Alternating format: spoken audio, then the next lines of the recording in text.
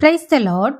இன்றைக்கு daily dose of divine சேனல்ல வெளிப்படுத்தின விசேஷம் 8ஆம் அதிகாரம் மற்றும் யோபு 28ஆம் அதிகாரமும் வாசிக்க கேட்போம். கர்த்தாவே, உம்முடைய வேதத்தில் உள்ள அதிசயங்களை பார்க்கும்படிக்கு எங்கள் இருதயத்தின் கண்களை திறந்தருளும் சுவாமி. ஆமேன். வெளிப்படுத்தின விசேஷம் 8ஆம் அதிகாரம். அவர் 7ஆம் முத்திரையை உடைத்த போது பரலோகத்தில் ஏறக்குறைய அரை மணி நேரமளவும் அமைதல் உண்டாயிற்று. பின்பு தேவனுக்கு முன்பாக நிற்கிற 7 தூதர்களையும் கண்டேன். அவர்களுக்கு 7 எக்காளங்கள் கொடுக்கப்பட்டது. வேறொரு தூதனும் வந்து தூபங்காட்டும் பொற்கலசத்தை பிடித்து பலிபீடத்தின் படியிலே நின்றான். சிங்காசனத்திற்கு முன்பாக இருந்த பொற்பீடத்தின் மேல் சகல பரிசுத்தவான்களுடைய ஜபங்களோடும் செலுத்தும்படி மிகுந்த தூபவர்க்கம் அவனுக்கு கொடுக்கப்பட்டது. அப்படியே பரிசுத்தவான்களுடைய ஜபங்களோடும் செலுத்தப்பட்ட தூபவர்க்கத்தின் புகையானது தூதனுடைய கையிலிருந்து தேவனுக்கு முன்பாக எழும்பிற்று. பின்பு அந்த தூதன் தூப கலசத்தை எடுத்து அதை பலிபீடத்து நெருப்பினால் நிரப்பி பூமியிலே கொட்டினான். உடனே சத்தங்களும் இடி முழக்கங்களும் மின்னல்களும் பூமி அதிர்ச்சியும் உண்டாயின. அப்பொழுது 7 எக்காளங்களையுடைய 7 தூதர்கள் எக்காளம் ஊதுகிறதற்கு தங்களை ஆயத்தப்படுத்தினார்கள். முதலாம் தூதன் எக்காளம் ஊதினான். அப்பொழுது இரத்தங்கலந்த கல் மழையும் அக்கினியும் உண்டாகி பூமியிலே கொட்டப்பட்டது. அதனால் மரங்களில் 1/3 பங்கு வெந்து போயிற்று. பசும் புல்லெல்லாம் எரிந்து போயிற்று. 2ஆம் தூதன் எக்காளம் ஊதினான். அப்பொழுது அக்கினியால் எரிகிற பெரிய மலை போன்றதொன்று சமுத்திரத்திலே போடப்பட்டது. அதனால் சமுத்திரத்தில் 1/3 பங்கு இரத்தமாயிற்று. சமுத்திரத்திலிருந்த ஜீவனுள்ள சிருஷ்டிகளில் 1/3 பங்கு செத்து போயிற்று. கப்பல்களில் 1/3 பங்கு சேதமாயிற்று. 3ஆம் தூதன் எக்காளம் ஊதினான். அப்பொழுது ஒரு பெரிய நட்சத்திரம் தீவட்டியை போல எரிந்து வானத்திலிருந்து விழுந்தது. அது ஆறுகளில் 1/3 பங்கின் மேலும் நீரூற்றுகளின் மேலும் விழுந்தது. அந்த நட்சத்திரத்திற்கு எட்டி என்று பெயர். அதனால் தண்ணீரில் 1/3 பங்கு எட்டியை போல கசப்பாயிற்று.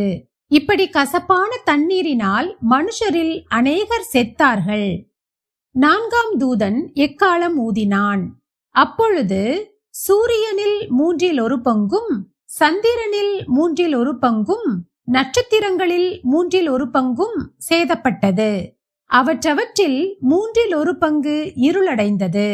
பகலிலும் 1/3 பங்கு பிரகாசமில்லாமற் போயிற்று. இரவிலும் அப்படியே ஆயிற்று. பின்பு ஒரு தூதன் வானத்தின் மத்தியிலே பறந்து வர கண்டேன். அவன் மகா சத்தமிட்டு, இனி எக்காளம் ஊதப்போகிற மற்ற 3 தூதருடைய எக்காள சத்தங்களினால் பூமியில் குடியிருக்கிறவர்களுக்கு ஐயோ ஐயோ ஐயோ, ஆபத்து வரும் என்று சொல்ல கேட்டேன். யோபு 28ஆம் அதிகாரம். வெள்ளிக்கு விளைவிடம் உண்டு, பொன்னுக்கு புடமிடும் ஸ்தலமும் உண்டு. இரும்பு மண்ணிலிருந்து எடுக்கப்படும், செம்பு கற்களில் உருக்கி எடுக்கப்படும். மனிதன் அந்தகாரத்திலும் மரண இருளிலும் இருக்கிற கற்களை கடையாந்தர மட்டும் ஆராய்ந்து தேடி இருளுக்கும் அங்கே முடிவுண்டாக்குகிறான். கடக்க கூடாததும் நிலையாததுமான ஆறு எழும்பினாலும் உழைப்பாளியானவன் அதை மனுஷரால் வற்றி போக பண்ணி செல்லுகிறான். பூமியின் மேல் ஆகாரம் விளையும், அதன் கீழிடங்களில் இருக்கிறவைகளோ அக்கினியால் மாறினது போல் இருக்கும். அதன் கல்லுகளில் இந்திர நீலம் விளையும், அதன் பொடியில் பொன் பொடிகளும் உண்டாயிருக்கும். ஒரு வழியுண்டு, அது ஒரு பட்சிக்கும் தெரியாது. வல்லூரின் கண்ணும் அதை கண்டதில்லை.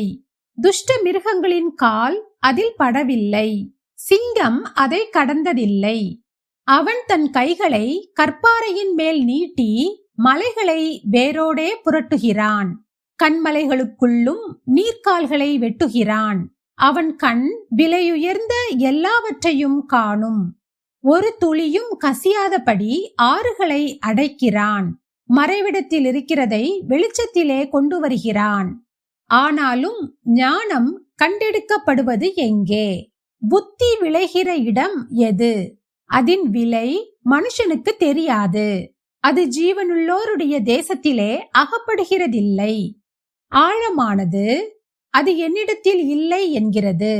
சமுத்திரமானதும் அது என்னிடத்தில் இல்லை என்கிறது. அதற்கு ஈடாக தங்கத்தை கொடுக்கவும் அதற்கு கிரயமாக வெள்ளியை நிறுக்கவும் கூடாது. ஓப்பீரின் தங்கமும் விலையேறப்பெற்ற கோமேதகமும் இந்திர நீலக்கல்லும் அதற்கு ஈடல்ல. பொன்னும் பளிங்கும் அதற்கு ஒப்பல்ல. பசும் பொன் ஆபரணங்களுக்கு அதை மாற்றக்கூடாது. பவளத்தையும் ஸ்படிகத்தையும் அத்தோடே ஒப்பிட்டு பேசலாகாது. முத்துக்களை பார்க்கிலும் ஞானத்தின் விலை உயர்ந்தது. எத்தியோப்பியாவின் புஷ்பராகம் அதற்கு நிகரல்ல. பசும் பொன்னும் அதற்கு சரியல்ல. இப்படி இருக்க ஞானம் எங்கே இருந்து வரும்? புத்தி தங்கும் இடம் எங்கே?